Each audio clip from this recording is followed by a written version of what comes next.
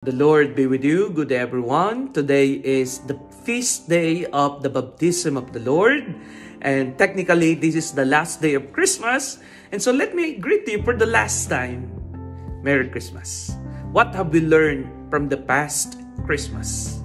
It's all about the Logos, the Word, becoming flesh in the person of Jesus, the revelation of God. But we have to remember that Jesus did not remain a child.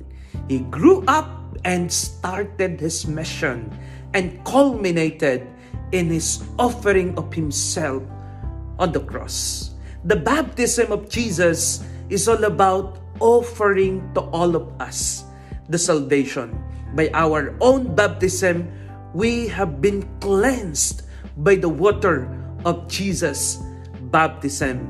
And remember, when water was poured out on us from our forehead, that is a reminder that we died with Jesus.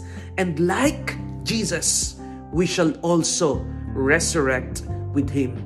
The promise of salvation and the divine filiation, God making us His own, made our future so very bright. As we say, we became heirs to the kingdom of God. Now everything has been given to us. The Lord revealed Himself. God has given us the means to be saved. And God has proclaimed the word.